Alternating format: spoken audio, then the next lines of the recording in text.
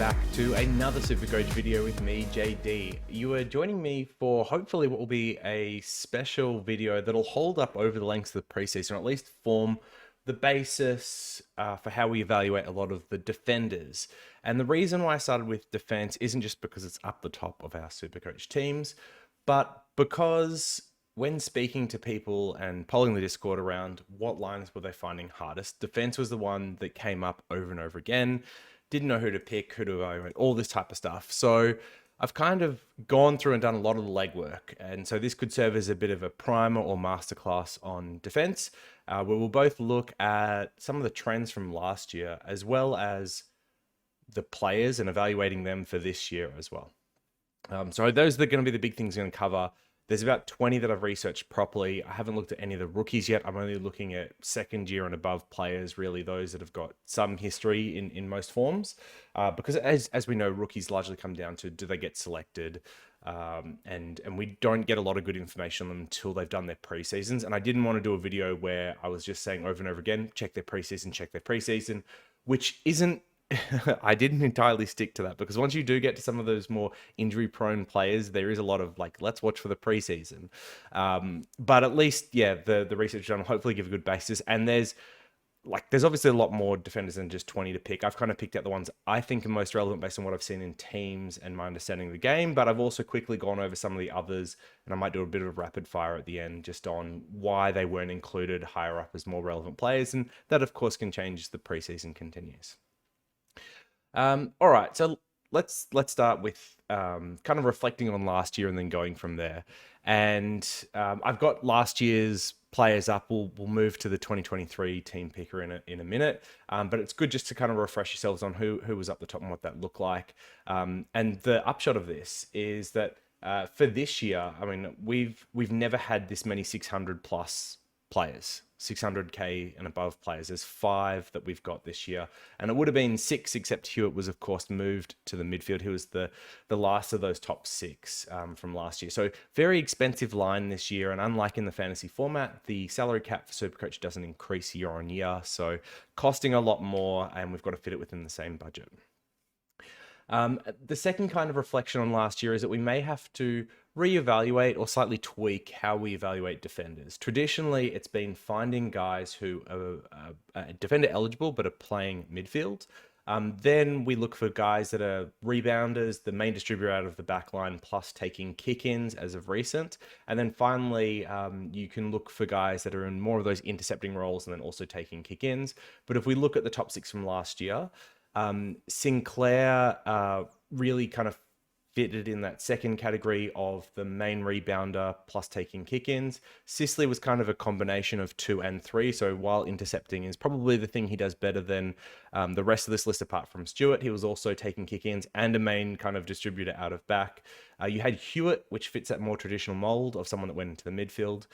Stewart was once again, like Sicily, someone that is main distributor, taking kick-ins, intercepting. And then Docherty was very much, once again, that rebounder who takes kick-in, same as the Sinclair mold. And then finally, Dawson, who was a bit of a unique compared to some of the others in the sense that he played a lot of wing last year and then was kind of rotating towards half-back. Adelaide were experimenting him in other ways. So the one that kind of fits out of this list, because he didn't play a traditional inside mid-role, even though it was part of the hope that we had for him last year. But you can see not a lot of defenders turn midfielders or progressing into that midfield being on this list, which is quite interesting, especially given that a couple of the picks we had last year in the preseason that looked like good value in Crisp and Short, who were moving from defense to midfield, ended up performing much worse. And so that's something for us to consider this year. Normally we've considered this move to the midfield to be absolute gold when it comes to defense. But the reality is there's actually good enough roles in half-back if you're getting kick-ins and you're rebounding in the main distributor and the team's running their offense out of the back half through one player, that sometimes losing that role and going to the midfield actually is a net negative for SuperCoach, even if it's actually quite positive for the player's career overall. So definitely one for us to consider. Now, one other thing to look at is that after the top 6, which is 110 plus basically is what we're looking for, after that it drops away. So excluding Witherden, who only played 12 games, everyone else here, like the it dropped from 110 basically to 105 with Hearn, and then to 100 for the 10th best mid. And it's kind of interesting. I mean, the cutoff points changes each year, but generally the trend has been up. You're looking for like higher and higher for your last player on your line. And given that 5 of the top 6 from last year have kept on, I think that's something interesting for us to consider. We're probably looking to be like a top 5 defender, once again looking for 110 plus. And then maybe it might be okay for your 6 to be that more 105 range. So something to think about as we pick our teams. When we evaluate these players, we may actually have a few of the top 5 going backwards and not sitting at that 110 plus mark still. But as of right now, if you didn't know other research, that's probably your mental model for the points totals you should be aiming for. All right. And then as I've touched on a few times, but just thinking about AFL and the game as a whole and some of the changes and how they affect SuperCoach. So there were a number of teams last year that seemed to shift to having 1 to 2 dedicated users out of defense, that they were trying to run a lot of their rebound and launch of the attack outside of defensive 50 through players. And players that ended up being like the 1A or the main person in that team were players like Sinclair, Sicily, Stewart, Dawson, and they performed really well in a SuperCoach perspective doing that. While teams that maybe shared too much or had too many distributors, such as Essendon, that used probably 3 or more, resulted in no one right near the top. So that's one thing for us to think about. Are teams kind of overloading the backline with these people? Are they going to run 3 or 4 rather than 1 or 2? It's a little bit like rucks, right? You want the ruck that is the main ruck is going to be in there for 80% of the time. You don't want someone that's sharing 50-50. And I think it's a little bit like that with our rebounding defenders as well. You're looking for the person that's the real top dog on the team and probably only has one other player to share it through. All right, the other side of this shift also saw like the defensive game planning for teams adjust as a result. So many teams started tagging halfbacks, particularly towards the end of last year, and it's not something we'd seen necessarily lots of in the past. The biggest culprit of this was the Swans, who used Dylan Clark for multiple tagging roles throughout the year, but primarily to tag half-backs. Hawks used McGuinness at times. St Kilda used Owens. I can't remember if they used Winhager as well, but Owens definitely did at least one job as a forward tag. Lions experimented with Berry. Gold Coast used Lemons one game, and Adelaide tried Ben Keys a couple of times when he was in the forward 50 towards the back end of the year. So that's 6 teams that trialed that at the end of last year. And when you have players like Sinclair, Stewart, Sicily, like tearing apart games, Dawson as well, you can see why they were starting to experiment with these types of tags and locking down that main rebounding attack out of defense, especially for teams that only do have 1 or 2 guys that can distribute it well and make those good decisions. In addition, we've now got a bunch of new coaches. So Brad Scott for Essendon, Ross Lyon for the Saints, and Clarko for North all have history of employing taggers, not necessarily the forward 50 tagger that we're talking about now, but that is a new evolution of the game.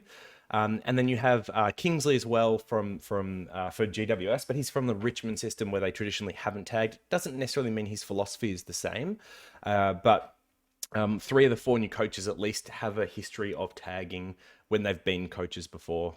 So yeah, worth thinking about.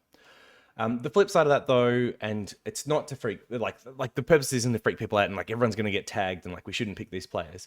But teams typically don't tag early is the flip side of this. Instead preferring to execute what they trained over the preseason, going head to head and executing their game plan. They really like doing that over the first half of the year before going into things like tagging where they can see that it's going to be really beneficial. So even though this tagging of halfbacks may be a bit of a trend, it may not necessarily play out as something that's relevant to us until later on in the year, post-buy, that type of thing. Or some of these teams that are trying with it might not have even liked it. They may just drop it altogether and not use the tag at all this year. And yeah, so as mentioned, like Swans is really the only one that did it in this dedicated fashion for halfbacks. Most others were still tagging mids, if anything. But it is worth, like, I guess, quickly covering the Swans fixture, given Clark appears like he'll be doing the same role again this year. I would assume it was very successful to the Swans. So he's got Sicily in round 2, Salem in round 3, Stewart in round 6, Cumming in round 7, Daicos in round 8 if Daicos is still playing halfback. Freo, who I've probably got as Young, being tagged in round 9, and then Docherty in round 11. So he's tagged most of these players, or a lot of them, last year, and they all pretty much scored like 80 or below type thing when tagged. In fact, a lot of them dropped 60. So one thing to consider for these players, and we'll go through it as we get through like player-by-player analysis, but yeah, fixture and whether they play the Swans, one thing to consider. All right, so let's go into it. I wish we could play highlights of players and stuff rather than having my face and SuperCoach screen, but unfortunately you'll just have to deal with it. Maybe you want to minimize the screen and just listen to me while you do something else. But yeah, I'm gonna try and get through these. There's a fair bit to cover. I've written a lot in kind of researching these, but yeah, hopefully you find it useful. I'm going to try and tag each section with individual players if you just want to skip to them or revisit at a later point in time. All right, so let's start with Jack Sinclair at 626,200. So it really was a breakout year for Sinclair, who earned both his first All-Australian and St Kilda Best and Fairest in 2022, averaging 113.7 after a previous best of 86.2. He had just the 3 scores below 100 for the year, which is incredible consistency, and that's despite being tagged 4 times, which he seemingly dealt with better as the year went on, and also like the Saints system adjusted and helped as well. Clark, as we've mentioned, held him to his lowest score for the year of a 79, but when later tagged by McGuinness and then Clark a second time, he was able to work through those and score 102 and 118. He himself started as a wing half forward in his career, which was a role that he kept through to the 2021 season, when he was then moved to half back. And in 2022, we really saw him take over as that focal point of the Saints' rebound out of attack, where he was able to use his skill, speed, and decision-making to have a breakout year. So while he hadn't necessarily scored that well in the past leading up to this year, it's partly due to role. In addition, he also took over the kick-in duties largely from Dougal Howard, which saw him get an additional 60 kicks just from playing on alone. His durability is good. He's got a good history of durability, only missing 1 game over the last 4 years due to injury, with a minor hamstring keeping him out for 1 week in 2021. He turns 28 before the season starts this year, which really puts him in that prime playing age. 28 seems to be about the peak. Sometimes it's 29. Sometimes it's earlier than 28. But then you start to see players drop off. So he's right at the peak of his powers, you'd imagine. But there are 3 things that are working against Sinclair this preseason that I'll flag. So the first is that the talk is that he's training with the midfielders. Now, after listening to my preamble, you're probably not surprised that I'm flagging this as a potential red flag. Flagging this as a red flag, come on, use different words. All right, so we saw good halfbacks in Short and Crisp, who played friendly SuperCoach roles moving to the midfield last year, and it resulted in decreased averages for both. The same concern could be held for Sinclair. But we have seen others like Laird do it successfully, right? So it's not necessarily a negative. It's just, it could go either way. It's not a slam dunk like it used to be. However, he did play actually 2 primarily midfield games last year quite early on. So we had 71% CBAs against Freo in round 2 and 51% CBAs against the Tigers in round 3. And he scored 114, 116 in those too. So 115 average across 2 games, very small sample size. He also had 2 games with over 30% CBAs. So 32% versus the Pies in round 1 and 38% versus the Demons in round 8. And he went 183 in those, which isn't nearly as promising. So somewhat of a concern, even though he does have a little bit of history of scoring well in the midfield. Secondly, we've already touched on it a little bit, but he has a new coach in Ross Lyon. So Ross Lyon has previously said that the defensive game plan he used to employ no longer is viable in like the current AFL. So much is unknown about how he'll structure his game plan to adjust to the current environment and how trends have changed. But you would imagine that it still has a very defensive or defense-heavy preference. But maybe we could see him mimicking some of the faster pressure-based teams as part of that, like Richmond and Collingwood, which have been more successful systems that he's probably looking at. It is a little bit concerning given that the 2 halfbacks turn midfielders, so Short and Crisp, are from those 2 teams, the 2 systems that we're kind of potentially mimicking in Richmond and Collingwood. The last thing to call out is the 25 plus point increase.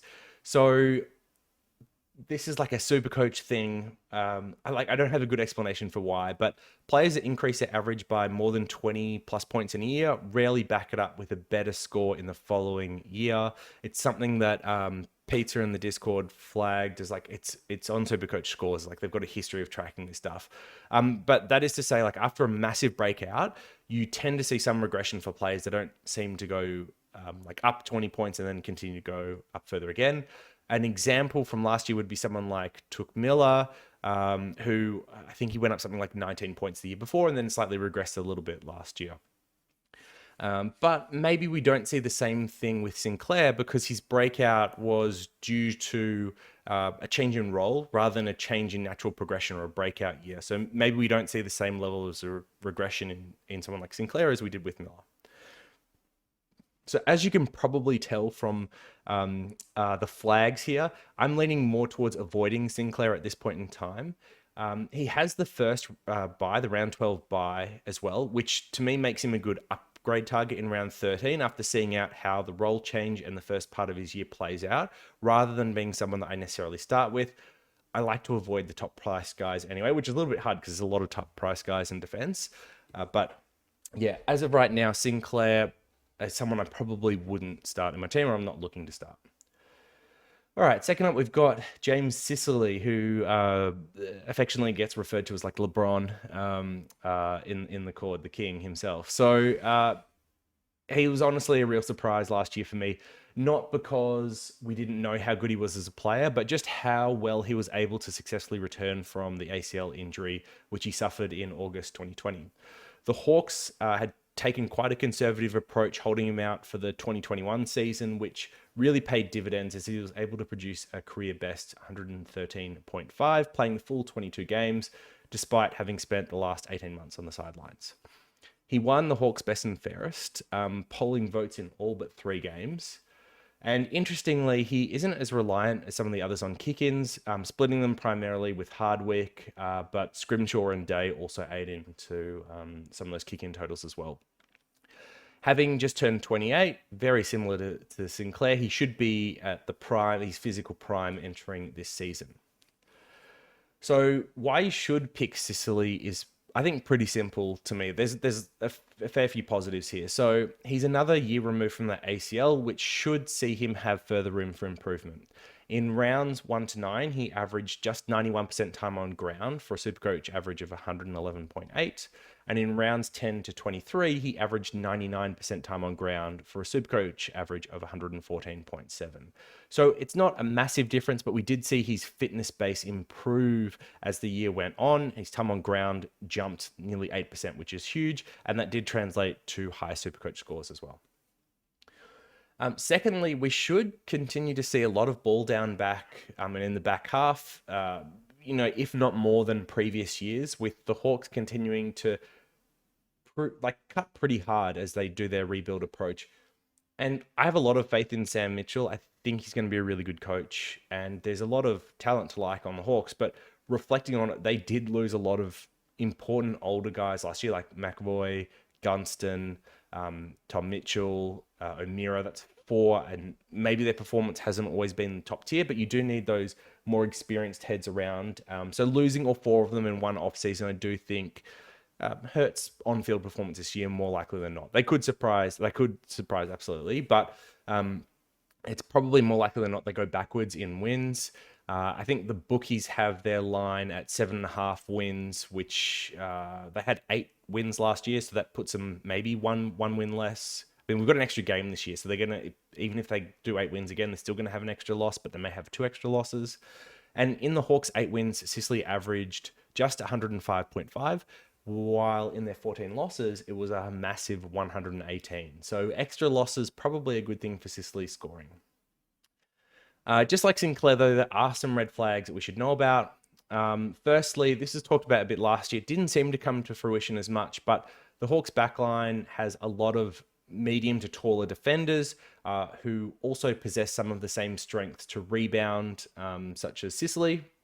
So you've got Sicily at 186.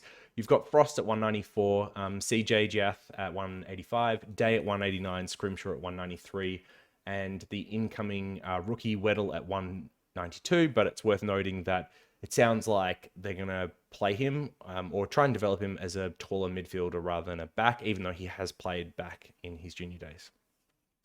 And one person in particular worth calling out is Jath.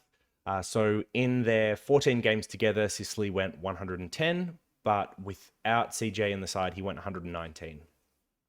So yeah, assuming Jath's back and firing, fit and firing round one, maybe not the best. Second thing worth calling out is that the Hawks' tall forward options have been depleted a little bit with McAvoy and Gunston retiring, as mentioned. Well, McAvoy retired, Gunston moved to the Lions, of course. And they don't really have a lot of developed depth behind Cozzy and Lewis if something were to happen. And it is something we've seen in the past, and I think they even did it one quarter last year where they swapped Sicily forward. So given their depth, it's not unrealistic to see that the Hawks may flirt with moving Sicily forward throughout the year. But of course, they also recruited Meek, and I think it's probably pretty likely that they run like a 2-ruck combo, so that could be the third tall. And they may experiment with some of these other taller defenders going forward rather than it being Sicily, just given how important he is down back. Third potential red flag is that it looks like he'll be their next captain, which can see some players go backwards as time is diverted from their on-field work to help others, as well as like sometimes like somewhat of an expectation that you'll sacrifice your own game to uplift and develop others, basically sacrifice yourself, which is somewhat expected as the leader. So you wait and see, obviously, to see if this comes to fruition, whether he actually does become the next captain, but one to consider. And then lastly, as mentioned, he plays the Swans in round 2, which could see Clark tag him. I believe the Hawks played the Swans early last year. I think it was like round 2 or something similar last year as well. Sorry, it was round 6 last year, and that was before they were using Clark in the slide as a tagger. So we don't really know what the Swans strategy would be and whether the preference would be to tag someone like Sicily. So as of right now, I could see Sicily going maybe not 120, but quite high into the 110s. If everything goes his way, like injury to Jeff, lots of losses, these types of things. Another year of another good preseason. But I could also see him going backwards a little bit this year, having a quieter year and going maybe as low as 105. And that is quite a large range for someone that you're paying 625k for. So I am interested in Sicily, but it's probably a no at the moment for me as well. But we'll wait and see on some of these things and how the other options pop up throughout the year. Next is Tom Stewart, who's a flat 604k. So he had another great year on and off the field, averaging 109.7 in SuperCoach, with the big blemish on the year being the 4-game suspension for his hip and shoulder on Prestia. He played 17 out of 22 games, with the 4 being missed from the suspension. 1 more due to illness in round 4, and he was also concussed in round 12, which saw him subbed out early, but he didn't miss a week due to that being just before the buys. The only other chink in Stewart's armor was a tag, which we progressively saw more of over the back end of last year. He copped tags from both Lemons and Owens in back-to-back rounds, so round 21 and 22, which saw him score a 48 and a 98, 2 of his lowest scores for the year. Which is quite interesting, because if you adjust for his average for those 2 tag games, as well as the concussion game, his average was actually 120 from what was remaining. So yeah, like very big scores out of Tom Stewart and very high average, 120, which is pretty cool. Obviously not realistic just to remove tag scores and expect he won't get tagged at all this year, but one to consider. And then Stewart has the highest ceiling for the defenders. So he had 3 scores over 160 last year. He had a 161 against Richmond in round 15 at the MCG, 174 against Adelaide in round 11 at Cardinia, and then 188 against Freo at round 7 at Cardinia as well. And this really does make him someone you have to consider starting. His ability to burn you by dropping big scores and quickly getting out of a price range that you can afford is quite scary. It's something that he did at the start of last year as well. And unlike others we've mentioned so far, such as Sinclair or Sicily, his role isn't in doubt at all, and he doesn't have others to compete with when it comes to distributing the ball out of halfback. He turns 30 at the start of this season, which is the age where we start to tend to avoid these picks, especially ones that haven't had the best durability. And with that said, Stewart has missed 10 regular season games over the past 3 years. These haven't been soft tissue injuries, though, which is the good thing. Instead, a broken collarbone saw him miss 3 games in 2020, and then the Liz Frank injury ended his 2021 campaign 2 games early. And then, of course, adding in the suspension and the illness from last year. So, I think the last thing I want to touch on with Stewart is his fixture, and we're going to look at 3 things. Will he get tagged early? What grounds are he playing at, which we'll talk about why that's important for him. It's not something we necessarily look at for a lot of players. And then lastly, his bye. So, in terms of will he get tagged early? So, round 3, they played Gold Coast, who with once again mentioned that Lemons tagged him in round 22 for 98. In round 4, plays the Hawks, which didn't tag him in round 5, but it wasn't until later in the year they started using McGuinness as a forward tag. In round 6, they play the Swans. Once again, Clark successfully tagged him in the grand final for a 63, and it's probably the most likely of the teams we'll cover here that will repeat. And then finally, round 7, they play Essendon. So didn't tag in round 1 last year, but only started to experiment with Guelphy and Caldwell later in the year. As mentioned, Brad Scott does have a history of tagging, and one of his former taggers, Ben Jacobs, is now an assistant coach at Essendon. So read into that what you will. But somewhat scary that in the first 7 games, there's 4 potential tags for Stewart. Lastly, Stewart definitely seems to have a preference for some venues over others when it comes to playing. So at Cardinia Park, his average last year was 125. His MCG average was 124, and that's been consistent over the last couple of years. His scores at all other venues last year was 97. So the good news for Stewart selectors is that 7 of his first 9 games this year are at those preferred grounds, with 5 at the G and 2 at Cardinia. 1 will be the Magic Ground in Adelaide, and I think the last one is over West, but I'd have to go back and check. Lastly, his bye is the round 13 bye. So that's the second of the 4, which is shared with just the Gold Coast Suns. What we don't know about SuperCoach yet, and what you'll need to keep an eye on, is if this is a best 18 round, then starting Stewart holds much less downside, as everyone will easily be able to cover this round while having Stewart available for the 3 more challenging remaining buys. However, if the SuperCoach team decides that round 13 will still be best 22, then it means you'll have to field a rookie, an extra rookie over others that don't have Stewart at this point, which is less than ideal. You do lose points on that, and probably have to factor that into your starting decision. So if you're looking at Stewart, I think the big questions you'll need to ask yourself is, do you want to bet against him and his big scores? And if you do, you're really hoping that he gets tagged early and avoids that ceiling, or gets unlucky again with some type of contact injury, which is not something I'd want to be betting on.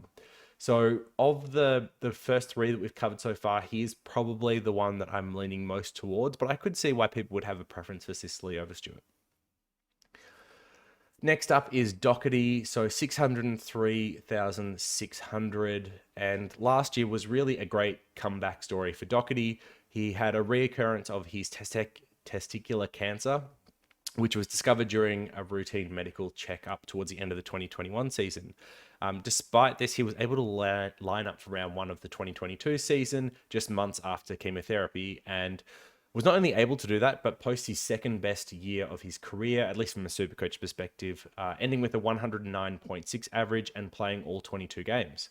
He was runner-up in the Blues' best and fairest, finishing second to eventual Brownlow medalist Patrick Cripps. He turns 30 at the end of this year, so 29 for this year, and his durability over the past 5 years hasn't necessarily been the best, which is a little bit different to someone like Stewart. He missed both the 2018 and 2019 seasons with back-to-back ACLs, and then had a calf injury at the end of the 2020 season, which saw him miss a game. He also missed the last 8 games of the 2021 season with a syndesmosis injury, meaning he has missed a massive 52 of his last 102 games. However, possibly the most interesting news that will affect Docherty this off-season and whether or not he's a selection for your team is everyone else's injuries. It won't be his. At the end of last year, we saw Docherty feature in the midfield for the Blues with the various absences of Hewitt, Chera, Walsh, and Kennedy due to their various injuries over the last couple of games. And in those games, he scored 121 versus Melbourne on 75% CBAs and 138 versus Collingwood on 88% CBAs. Walsh has already undergone surgery on a bulging disc in his back, with Carlton saying due to the long-term nature of the rehabilitation required, they won't have clarity on when he can return until after the first month of the season. It sounds like he's going to be out for much longer than that. Hewitt underwent surgery on his back, and Kennedy had surgery on his Liz Frank injury. Both are expected to be in full training post-Christmas, but we will need to wait and see on how fit they are, can they make it through the preseason, and are they going to require others like Docherty to step in? A full preseason will also go a long way to Docherty, who has had just the 86% time on ground in 2022. Back in 2017, which is a long time ago now, admittedly, but prior to his 2 ACLs and 2 bouts of cancer, he was able to average up in the 93%, like the low 90s range for time on ground. So that's 7% more. Unrealistic to think that he will get back to that level, in my opinion, but given the tenacity and work ethic he's shown over getting through the cancer and the ACLs, I wouldn't be surprised if a full preseason does see him improve that time on ground and, as a result, the scoring with it. With that said, he wasn't spotted at one of the open trainings towards the end of last year, so it's a wait and see on how he returns post-Christmas, as well as some of those other Blues. Ultimately, Docherty could be one of the more interesting picks this year, but we need to wait and see how Carlton's other injuries play out, as well as any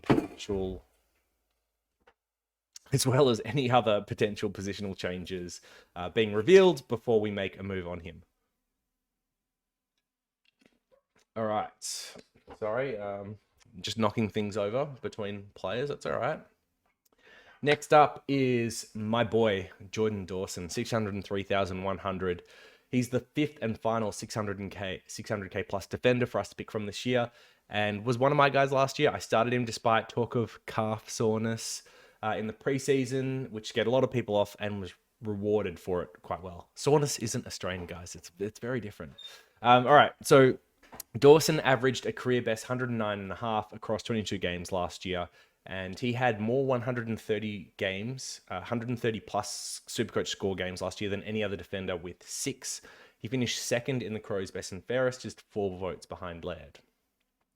And one thing to call out with Dawson is he seemed to get better as the year went on. Despite the unforgettable game-winning goal against Port, he managed just 106.2 pre-bye, but then went 113.6 post-bye, despite being tagged by McGuinness and Clark, where he scored 80 and 93 respectively during this stretch of final 10 games.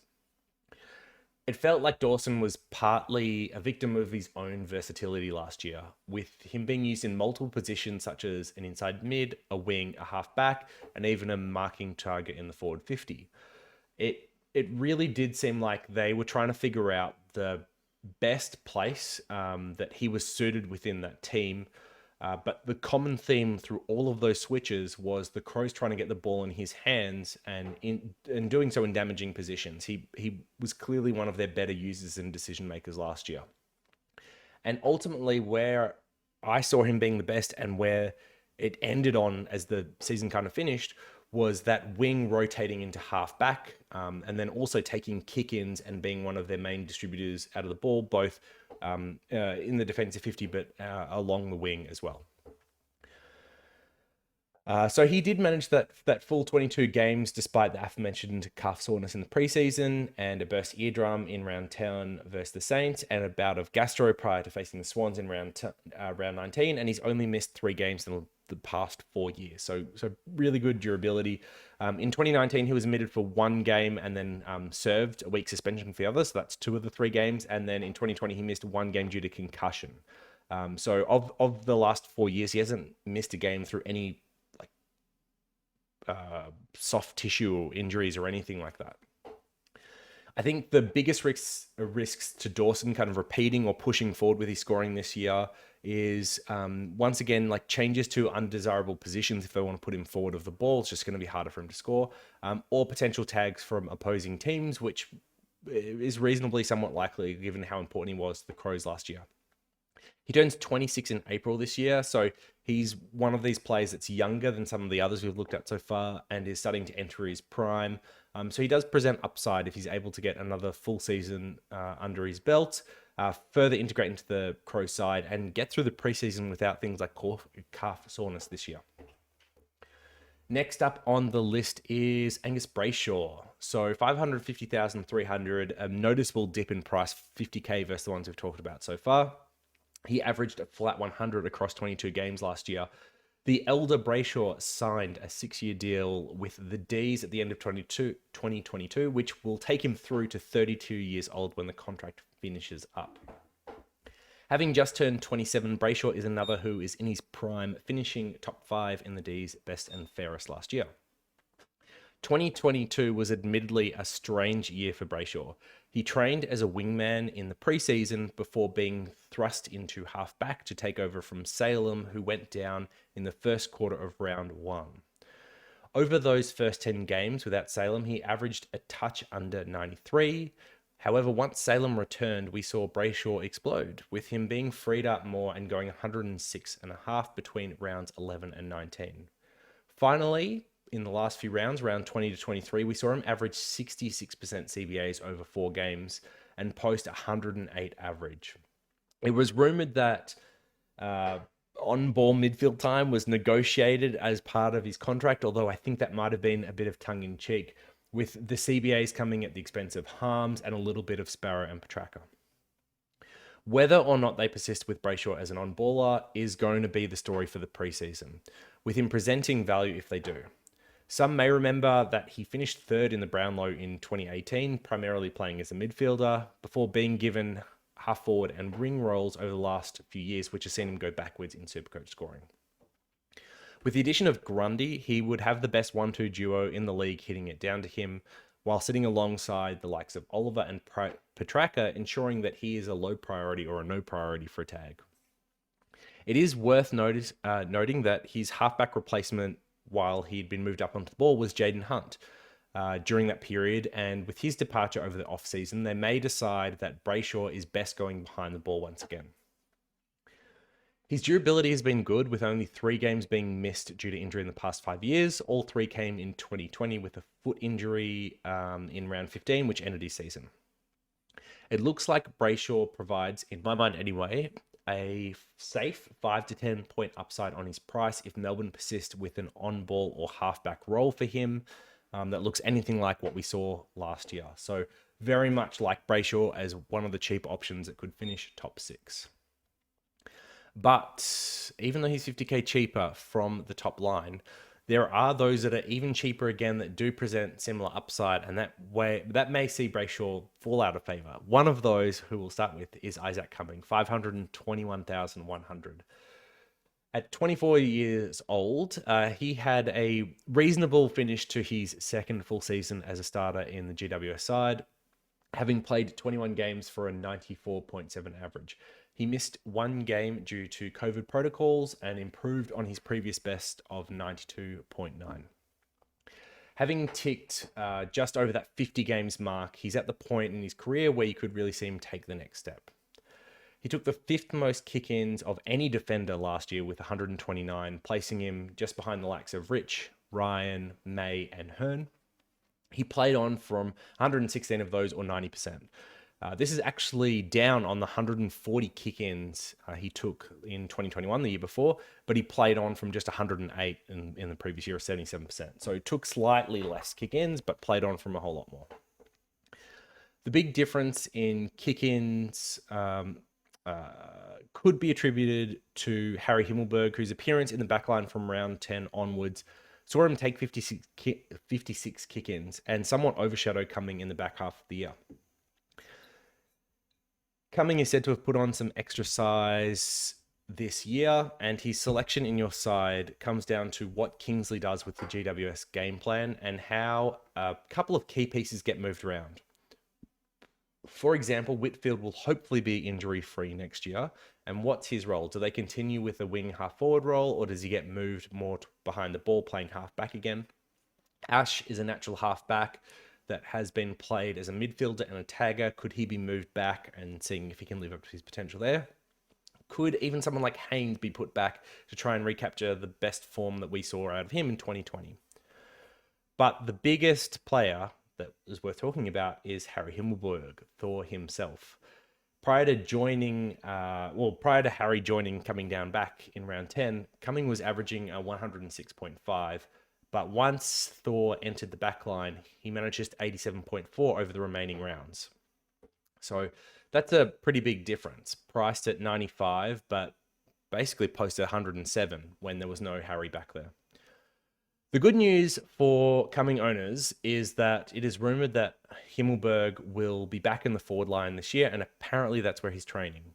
All else being equals, that does mean Cumming presents great upside with another year in the system, more size in the frame, and the main competition for his points being banished down to the forward line. Cumming also has the last buy, so if he doesn't pan out as a top 6 or is just averaging, something like mid to high 90s and you want to upgrade to a 10-point more player, he's someone that you could safely sideswap during the buy and moving him out during that period. But I am worried a little bit. GWS have spent a lot of time playing quite high possession football, especially in the back half over the last year, and I'm not sure Kingsley will persist with that approach. But with that being said, like Vlastone, Rioli, Broad and Short have all had multiple high mark games over the past couple of years when they were playing roles down back. Rioli had one of his best years. I think he was second in the Tigers BNF last year. So they did produce some really good halfbacks, that Richmond system, even though it's not perceived to be as high possession as GWS was last year. So I wouldn't be surprised if Cumming is a top 6 defender at the end of the year. It's possible, but we'll need to see role and game plan, and even then you still have to be wary that Himmelberg could be moved back at a moment's notice, an injury if things don't work out over the first few weeks. And of course they did get the number 1 pick, Cadman, to add to their forward line. And given GWS is frankly one of the teams we get the fewest training reports on, you don't get the same level of track watches, news crews, all that type of stuff throughout the preseason. I find it unlikely I'll pick him just because I don't think I'm going to get enough information to know really what's happening and what the game plan is prior to round 1. It's going to be something we have to see throughout the year. All right, last of the first 8 is Mason Redman at 510,900. Definitely one of the ones I've seen in fewer teams of the names mentioned so far. So while many expected Ridley to be the one to take the next step in Essendon's backline last year, it was Redman who really went to that next level. The 25-year-old posted a 17.4 increase on his 2021 season to finish with his highest average to date of 92.8 on 20 games, which was actually 95.1, excluding his injury game that we'll get into later, and finished 4th in the Essendon's best and fairest. Could have even, I think he was leading it up until nearly the end, but once he got the injury, his form dropped off in the back end of the year. It could have been much better for Redman, as kind of mentioned. He was hitting a marking contest that saw him hospitalized after coughing up blood from internal bruising, and it led to a sub 49 in round 19. And realistically, quite an average finish to the year after that, averaging just 62 in his final 3 games, despite destroying North for a 176 in between the hit and then that final stretch of 3 games. A little bit weird, right? You'd expect if the hit was affecting him that badly, that all 4 games would have been poor, rather than just the 3 at the end. But yeah, it's hard to know whether you can attribute it just to that.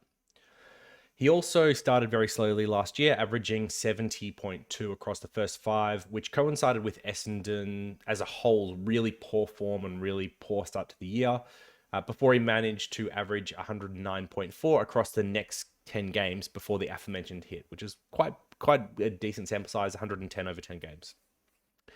Redman displayed noticeable ceiling, maybe one of the higher ones of the defenders as well, with that 176 versus North, a 152 versus Gold Coast, and 144 against the Saints. And all three of those big scores were in Essendon wins, and it shows he had 126.8. Let me repeat that, 126.8 average in wins, but just the 78.2 in losses. Essendon's line with the bookies is currently set at 10.5 wins, so you would expect to see some improvement if Essendon can perform close to those expectations this year. Redman himself won Essendon's 2K time trial pre-Christmas, which was a little bit of a shock to fans, as it's not something he's historically been known for. And it may have helped that some of the better runners have been on ice or injured or retired or whatever it may be, but it's still impressive that he was up there. You know, you can only beat what's put in front of you. And this is quite interesting to consider. Redman has historically only had 81.4% time on ground, well, as of last year anyway, but did manage to improve that over the back end of the year, kind of getting to 83.3%. And if he's improved his running in the off season, you could maybe even see that push forward. 83% is quite a low number compared to some of the other halfbacks we've mentioned so far. He also saw a increase in kick-in responsibilities as the year went on. So having just 15 over the first 7 rounds, but then 45 over the last 13, which resulted in about 1.5 extra kicks a week for Redman. So you could apply those to the rest of the year. So I'm going to lay out the argument for Redman in totality. It's very math-based, but well, let's have a go. So he averages better in wins. The line for Essendon has them improving from 7 to around 10 to 11. Redman was in just 6 of those wins. So taking his 22 averages and wins and losses and applying it to an 11-win season would improve his average to 102.9 before we've done anything else. Now we add in a higher kick-in rate over those first 7 rounds, which would see him add another 1 to 2 points to his average.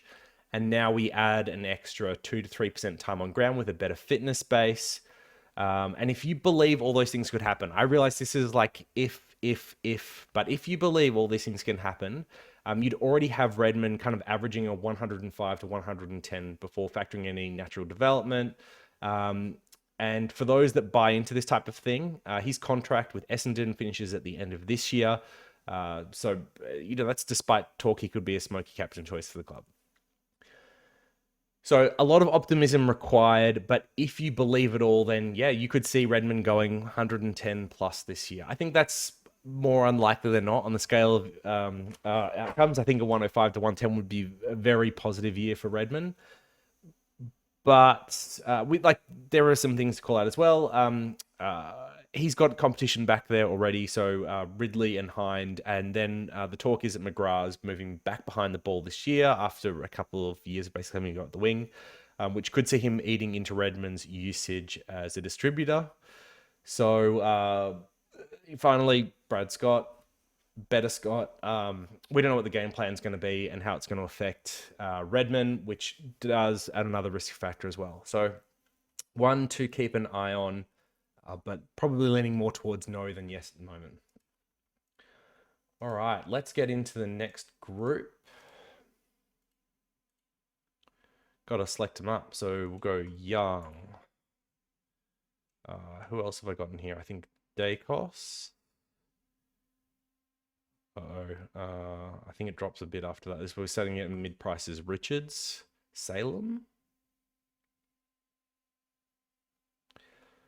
I should just be typing these, shouldn't I? It would be a much quicker way to find them. Yeo, who's 330 something. Yep. Hunter Clark.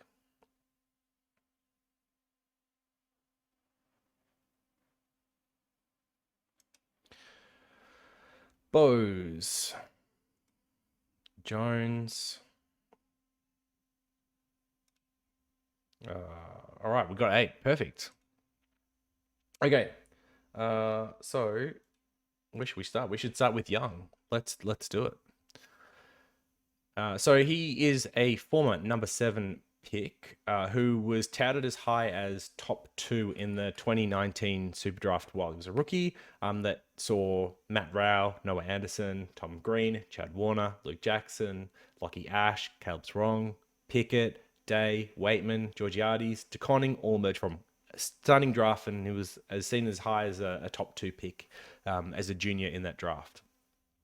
His first 2 years at the AFL level have been cruelly cut short. In 2020, he managed just 5 games before an ankle injury ended his season, and in 21, he managed 8 games before a hamstring injury kept him out for most of the year. However, we finally saw some of Young's potential come to life in 2022, managing to play 20 games and returning a 92.3 average across them, missing just 2 games from COVID protocols. Having played only 33 games and now entering his 4th season, the 21-year-old could continue to take huge strides forward in his game, especially seeing as he is a major piece of Fremantle's future plans, with him having signed an extension through to the 2027 season. Young himself scored 12.7 points more in losses than wins. So yeah, nearly 13-point difference in losses, averaging 98.5 in the 6 losses, while just 85.8 in the 13 wins. And he posted, you'll realize that doesn't add up to 14, which is the games he played in. Doesn't add up to 20, which is the number of games he played in. So 6 and 13. They had the draw with Richmond, where he scored 139.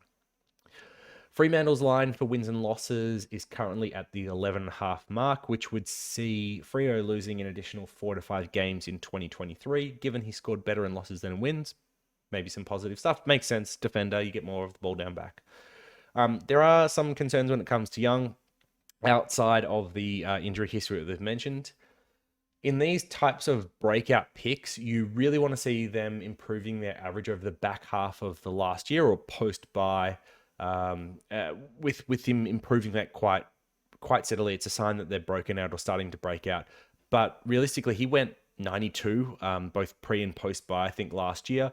The post-bye average does improve up to 96 if you include the final series. So yeah, slightly better, but it didn't look like he had this massive back half of the year, like someone like you saw in LDU last year that you expect to continue.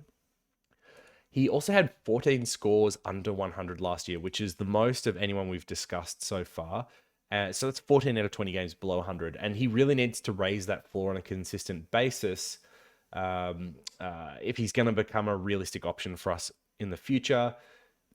What did I see someone describe him as? Like, oh, you can pick Young as long as you're happy seeing him go missing for 20 minutes at a time. And that's part of the improvement that we need to see for Young to go to the next level, is just being involved with the game more frequently, more consistently.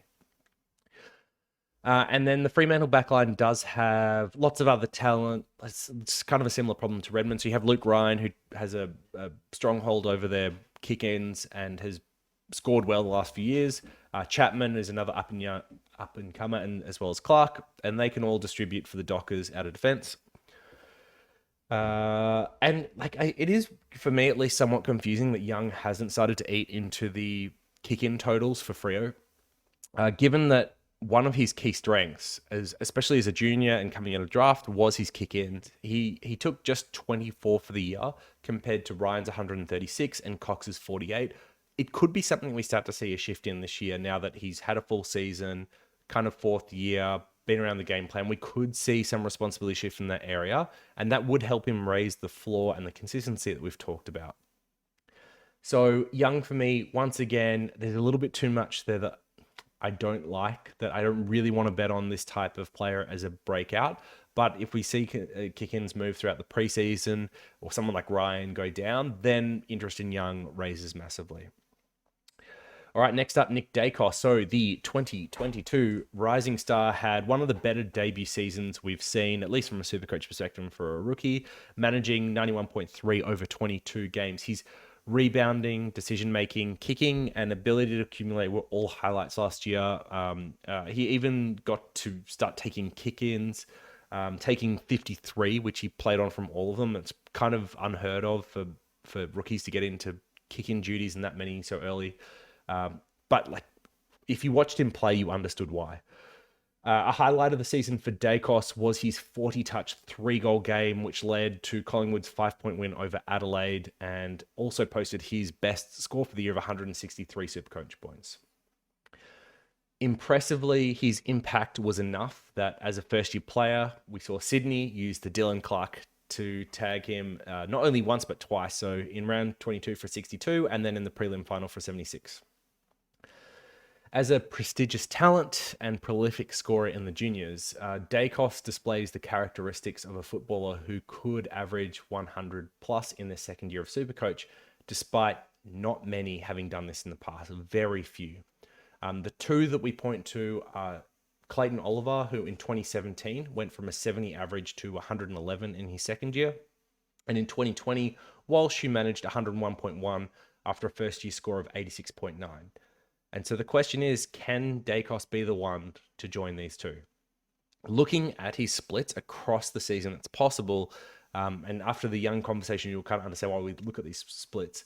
So he averaged 78 basically in the first 11 games, but then came home with a massive 104.6 across the second 11 games, and it improves to 108.9 over the last 10 if you remove the tag, that tagged game from Clark. So 100 running at around 109, not getting tagged. It's a really good improvement.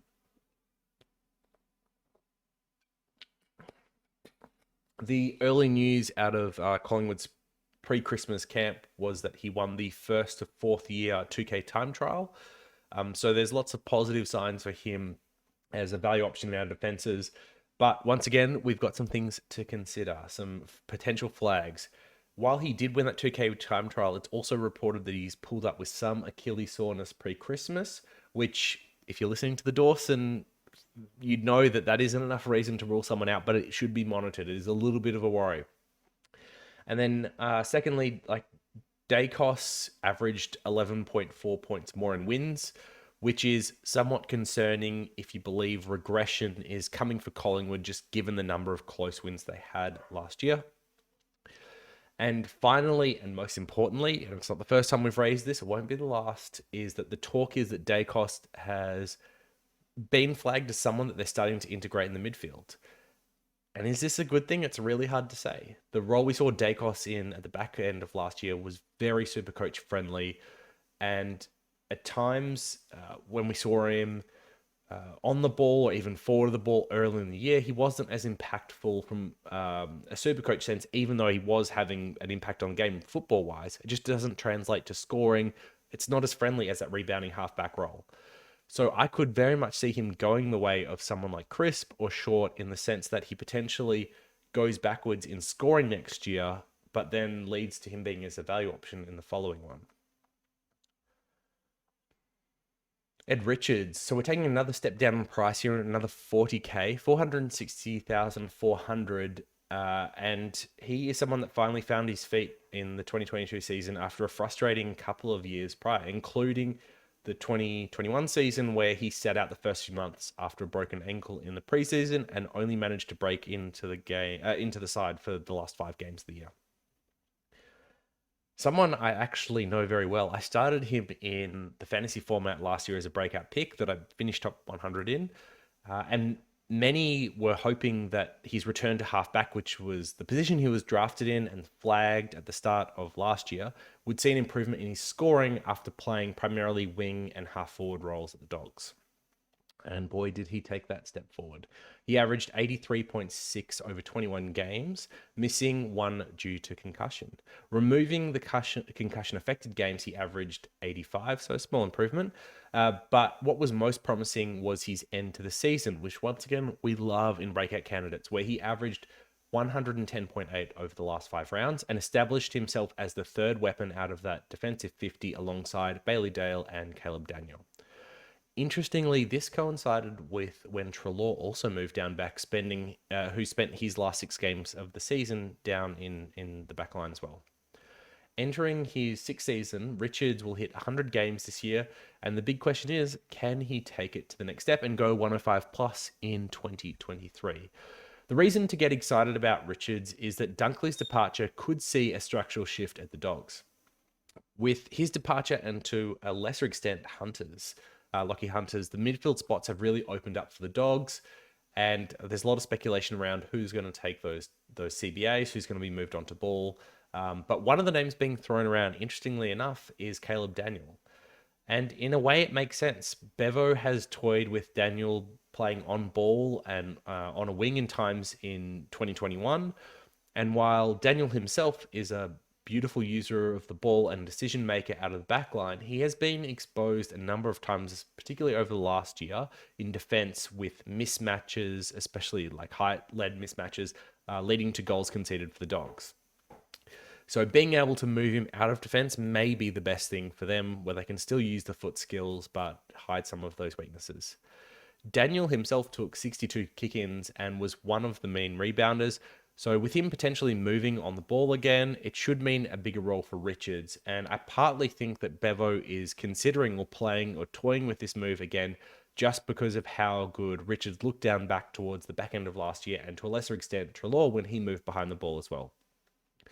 It's worth noting that Dale's scores suffered a bit over this period. So if only one of Richards or Dale can score well enough at a time next year, it could mean that neither of them are ultimately viable SuperCoach assets. It could be that Richards takes over. It's really a bit of a wait and see on the preseason with what happens in that Dogs midfield, where Daniel goes, and then what that means for Richards. Salem, 390,400. Honestly, not someone I wanted to be talking about, but I've seen his name thrown out a lot this preseason, so it's worth doing the due diligence, testing my biases and preconceived ideas, and seeing if he is someone I should be paying more attention to. Salem turns 28 this year, having averaged 94.5, 87.4, and 90.4 in the 3 years prior to last year, which saw him return just 70.9 on 11 games.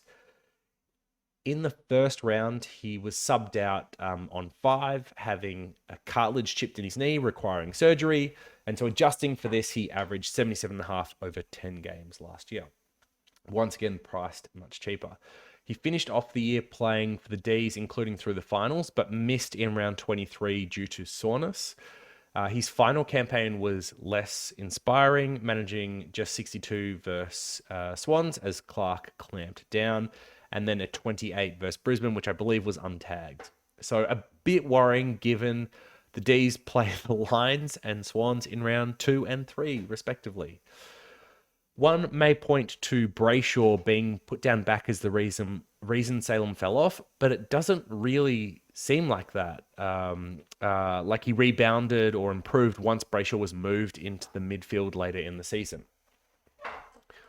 Over his last 9 years, Salem has yet to complete a full season, although only missed 1 or 2 games, I think, between 2018 and 2021 seasons.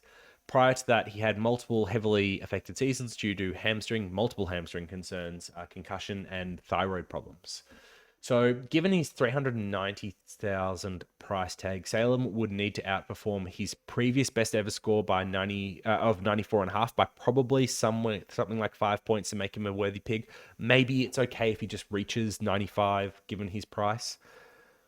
You'd probably still need to upgrade him if you don't want to leave him as a D6 for the end of the year. But just given the durability concerns, the poor form and finish to 2022, and the fact that he'd have to go back to his best or even outperform it, it's not someone that really excites me as a pick at the moment. Elliot Yeo, 337,000. Yo-Yo, as we affectionately call him, earned his nickname once again last year, having another down year as injuries continued to grip one of the more promising players in the league, who averaged 100 each year between 2017, 18, and 19 before injury-affected years of 2020, 21, and 22. 3 of his 5 games in the 2022 season had some form of injury, including being subbed off twice. But the 2 full games he did manage to play, he scored 88 and 102, rebounding off halfback. Receiving a 10% discount on his 68 average, he's priced at just 61 this year, which is very cheap for someone that has gone multiple hundreds in a row.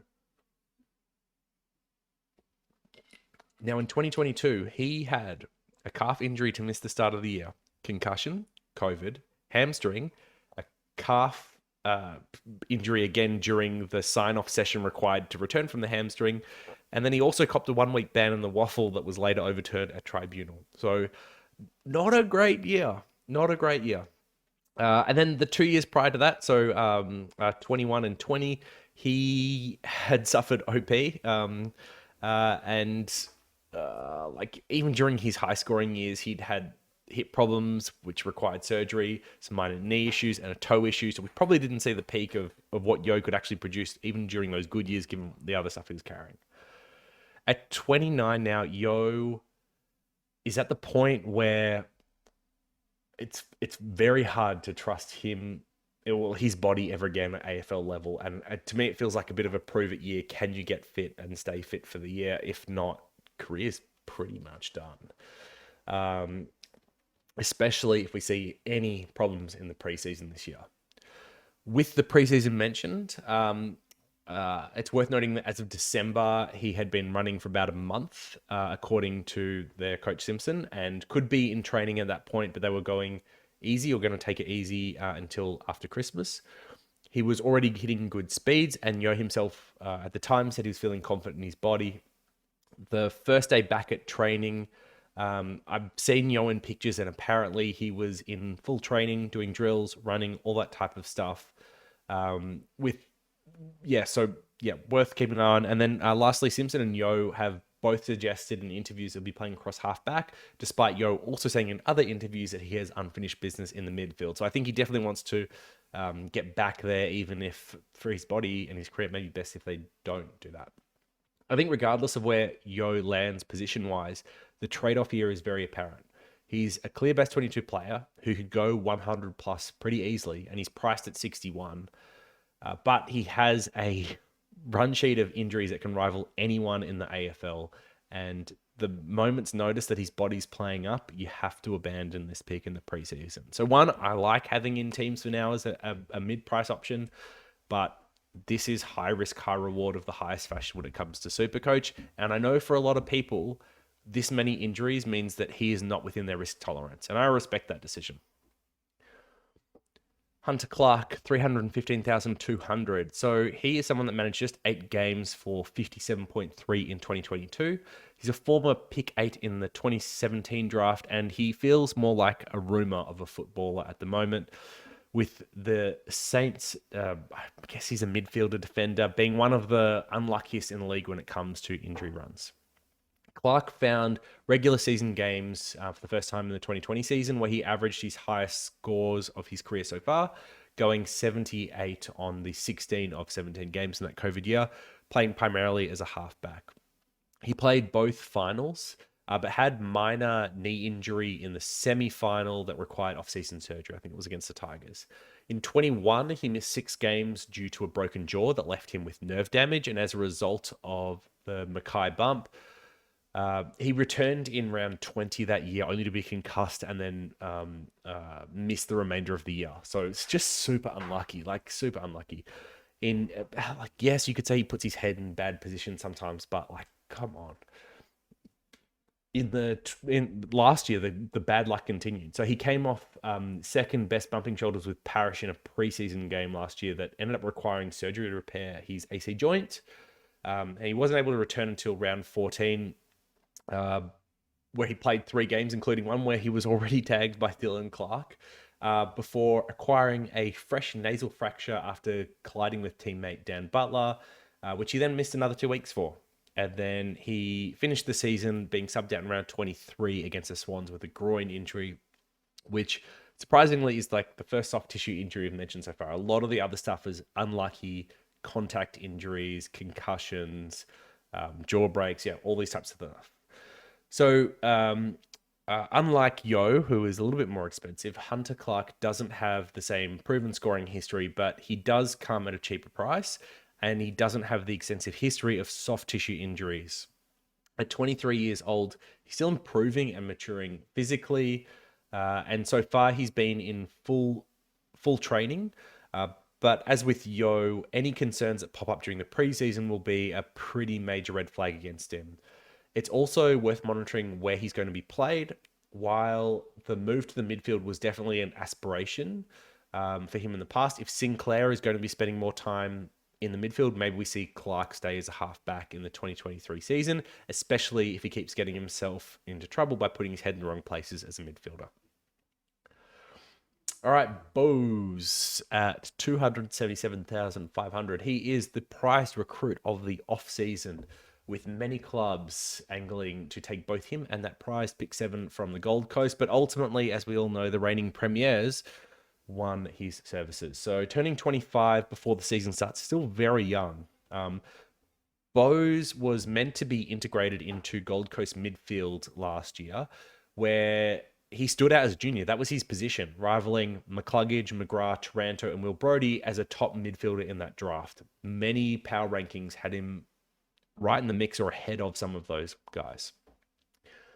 He underwent shoulder surgery in a training mishap where I think he was tackling Rao of all people, kind of ironic, in the preseason, and he missed 4 months of football on the back of that before returning through the VFL and ultimately playing just 5 games at the senior level for an average of 63, with one of those being just a 35 due to only playing a half as the sub. Prior to 2022, he showed glimpses of going to the next level in the 21 season, where he averaged 104 over the first 8 games as a halfback, who was responsible for the majority of Gold Coast kick-ins. But a hamstring injury in round 9 derailed the back half of his year, with those kick-in duties basically being taken over by others as well, some of his distribution responsibilities on his return. Now, Dangerfield was apparently a big fan of Bose. I didn't know he was doing like the LeBron recruiting for your team type thing now. But yeah, apparently Dangerfield messaged his Bose manager after one of the games, expressing interest, which was a very positive sign that the Cats weren't just interested in the pick, but just as a player before that point. Bose was also said to have had really positive talks with Chris Scott before joining about a midfield role, and that helped contribute to the move. So for what it's worth, the reports are he's trained exclusively as a midfield so far, but pre-Christmas training, it's kind of really hard to tell how that stuff's going to be play out and whether that's going to be actually what we see throughout the year. So we'll keep an eye on that, but he could potentially get that coveted midfield role. He's priced at just a tick over 50 at the moment, so really needs to go 80, 85 at his price, and I think he's interesting regardless of what position he gets. As a halfback, we've seen him show that he can go low 80s, mid 80s before, and as a midfielder, he may be able to push into that 90s range as well. I think the biggest concern for Bose is whether or not he can cement himself into a premiership side. He still has to break in and confirm himself to be best 22. And while I think that's definitely the plan, he's got to prove it over this preseason, especially after not being able to work his way into that Gold Coast side last year. So if he is able to cement a spot in the best 22, he's absolutely in my SuperCoach side. And I think he should be in a strong consideration for yours too. All right, now we're getting into some of the real cheapies. We've got Jones at 228,100.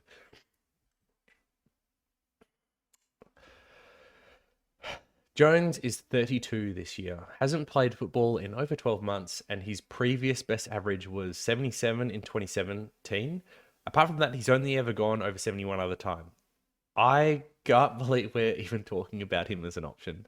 But he's priced at the 41 point mark, and super coaches will sell their own nan out for a reliable mid-priced option, especially in some of the harder to work lines. He really needs only to score in that low 70s range to return sufficient cash, and he's likely best 22 given the Dogs' need for key position defenders.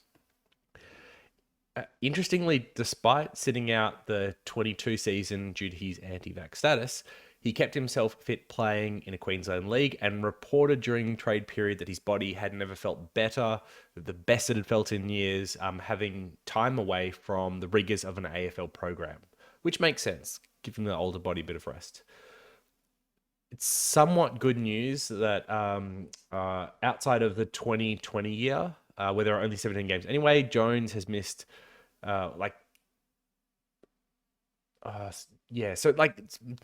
So it's somewhat good news that his body's felt good, because outside of the 2020 season, where there was only 17 games, he's missed at least 3 games every other year back to 2011. He's missed a lot of games. Someone that can't do full seasons. However, some of the more recent issues or injuries have been unlucky. So in 2019, he missed half a dozen games due to lingering concussion symptoms due to a head clash, before missing the final couple after fracturing his hand in a training incident. In 21, he missed the end of the season after injuring his knee. So not soft tissue injuries necessarily, some bad luck in there. But I mean, honestly, like, Jones doesn't excite me as a pick. But if all other mid prices and rookies dry up, then I guess like he's one that we can revisit as an option. I don't know. I've seen him in a lot of teams. I don't really like him. I don't think there's upside. He's old, not durable. You're going to have to play him on field at 228k, and he's not going to average more than 70. Like, we've got to be pretty desperate, I think, to get him in our sides. All right. Last 4 we should be at, I think, now. And the last one is the really obvious one, McKenna. Okay. Definitely getting to a few more speculative ones, but I think they're worth keeping an eye on. So we'll just go through them quickly. Coffield, 208,800. So he is the second luckless Sainter on this list. The 23-year-old was the pick following Hunter Clark, I believe, in the 2017 draft, and missed the entirety of last year due to an ACL, which sees him priced at just 38 coming into the year. 2020 was his best year to date, where he established himself once again as a promising rebounding defender, managing 72 across 16 of the 17 games. 21 was a bit more turbulent. He was both in and out of the side, as well as missing 3 games due to a hamstring. He averaged 63 off 16 games. So after missing a full year with 23 under a new coach, it could be a new chapter for Coffield, who looks to get back on the park and refine that 2020 form. Having played just 52 games in the last 5 years, any setbacks in the preseason are red flags, and unfortunately Coffield strained his hamstring pre-Christmas and wasn't in full training for their first session back. I believe he was inside in the gym, as the reports I've read. So given his price and pedigree, he's absolutely could return value if he makes his way into that rebounding halfback role for round 1, which once again, as mentioned with Clark, could be good if Sinclair's moved to midfield is an accurate rumor. But we need absolutely everything to go right for Coffield from here. Okay, Goda. 192,700. He's priced at roughly 35 and was the 22nd pick of the 21 draft, making his debut in the last round of last year for 21 touches and 70 SuperCoach points. In his juniors, he started out as a rebounding defender, which is why we've seen him there a little bit in the seconds, before he was moved onto the ball as a taller midfielder, which is where some of his athletic attributes really shine and translated, and what moved him up draft boards. Goda's development probably wasn't ideal last year. They tried to play him as a Jeremy Howe, Hayden Young, intercepting defender in a rather poor VFL side, which didn't pan out as planned, as he was required to play even taller in like fullback and centre half-back roles at times due to the shortage of key position defenders that side had. It wasn't until the last month of the VFL season that he was released up the ground and instantly looked more comfortable and started to find more ball, very reminiscent of his junior days, to the point where he demanded an AFL spot, and he wasn't even close to an AFL spot prior to that. So with a new coach, everything is up to grabs, and I wouldn't be surprised if we continue to see him at the AFL level as a wing who can accumulate, or if they try and revisit trialing him behind the ball again. Either way, just about every North track watcher I've read reports from is frothing Josh Goda at the moment. They've been absolutely gushing about the condition he's in, how good he's looked, and how primed he is for the 2023 season. Even more so than the hype that you normally get from track watchers. Like, it's wild. There's no doubts about his breakout this year. So as it stands right now, I'd be very surprised if he isn't in the round 1 team. And I'd be equally surprised if he doesn't pan out as a SuperCoach pick. Very high on Goda at the moment. Tom Cole, 182,300, part of the 2018 Premiership side. Cole missed the entirety of the 22 season after an ankle injury, which he was supposedly close to playing late in the year, but they held him out in order to set him up for the 2023 season, which appears to have worked as he's completed all the pre-Christmas sessions and was back day one, first session. They once again talked about how important he is to their structure, speaking of him quite highly, but I'm already getting taunted by Eno at the moment for even mentioning or researching Tom Cole. He's close to entering my team just as a spite pick, if we're being honest. But he is rated very highly internally and is an important part of their defense. His leadership and work ethic are things that are being noted by the coaches. So his job security for the year should be pretty strong. Priced at 33, it means he only needs to average around that 65, 70 mark to get really sufficient return on his cost. But he's only achieved that once in 2020, which was COVID year, a little bit Mickey, going 67.8. So given this should be the worst performing West Coast side since he's played for them, you could reasonably foresee him getting back to that higher mark, but he's more of a break glass in case of emergency type selection. Now, at his price, you'd want to put him on field, but he's also the type of player that can drop multiple 30s and 40s, which will be very painful. So less likely than more likely, but makes the bottom of this list. And then lastly, McKenna at 167,500. So the Irishman played 79 games for my Dons before returning to Ireland in 2020. He played primarily as a halfback in those roles, but he moved back to Ireland, fulfilled that childhood dream of winning a Gaelic League championship, which he's done, and has since rejoined the AFL, nominating the Lions in the hopes of seeing a premiership here too. I think it was just a one-year contract he returned on. So he turns 27 early in the season, and McKenna is really in his physical prime. We've mentioned a couple of times with some of these other players, 27, great age. And the reports are that he's been training well at Brisbane. He still looks like a clear best 22 AFL player. His skills have been good. They haven't dropped off at all. He's priced at 30, but he has scores of 74 and 80 in his last 2 full years at halfback. In 2020, it must be noted that he played primarily as a half forward, which was at his request, and scored just over 60. But the belief is that he'll be coming to the back line for the Lions, where his pace and rebound can complement Coleman and Rich in the back line. So he should still be in your side. Even if he has a crack at establishing himself as a forward, I think just given how cheap he's priced, he's best 22.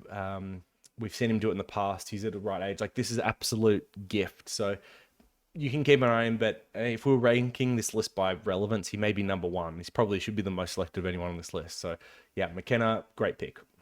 So that's, I think, the top 20 that I've done. But I have made quickly some other notes and some of the others I've seen written about or talked about.